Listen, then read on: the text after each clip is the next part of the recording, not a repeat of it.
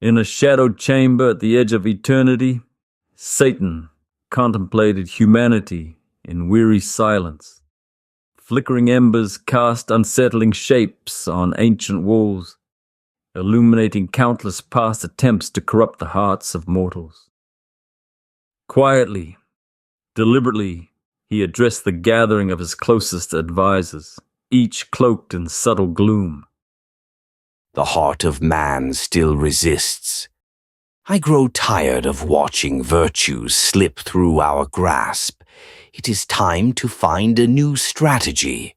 Bring me your proposals, and he who can best tempt mankind will sit in my throne and wield my entire powers for a full day.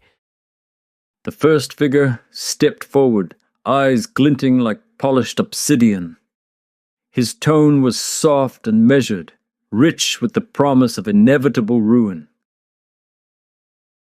I propose we offer humanity infinite wealth. Seduce them with the promise of endless abundance. Man will scoff at virtue when they are swimming in endless wealth and luxury. Satan said nothing. He simply glared at his underling with brute contempt. Have you learned nothing under my tutelage? Wealth is indeed alluring, and it is true that some men all too easily succumb to this vice. But all too often, one or two of those despicable creatures finds greater joy in rejecting riches. This causes a chain reaction of wholesale rejection of the love of lucre among humanity. And soon enough, even our loyal servants who do love it must hide their love, lest they be ostracized by their fellow man. This tactic is at best marginally effective, and it shall not be mentioned in this hearing again. Another devil came forward, bowed reverently toward his master and said, "Sire, wealth alone is not enough to completely corrupt mankind.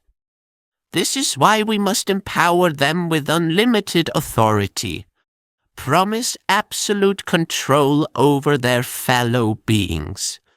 Power will erode their virtues gently, steadily, until only despotism remains." Satan paused, thoughtfully examining the second advisor. Power is indeed persuasive, but limited in its efficacy for our purposes. History reveals those who relinquish power voluntarily, clinging stubbornly to ideals greater than themselves. This in turn backfires on us time and time again. No, we must devise a new way to permanently corrupt mankind, and this time without the obvious enticements of money and influence. A third figure emerged from the shadows. The figure exuded no sense of urgency. His manner was restrained yet unsettlingly assured. Your Majesty, these two speak with authority, yet without regard for the consequences of these actions. They say these things because they secretly crave wealth and power themselves. I will tell you now that which, if administered correctly, will drain mankind of virtue. This will slowly but surely turn them away from the ways of our mortal enemy into helpless slaves to do our bidding. The chamber was deathly silent. No devil dared utter a word nor breathe an audible breath. Satan, the Lord of Darkness, approached this third figure.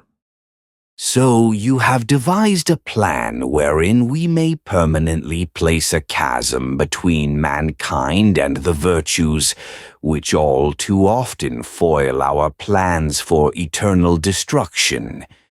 Do tell. It is one simple word, Your Majesty. Tomorrow.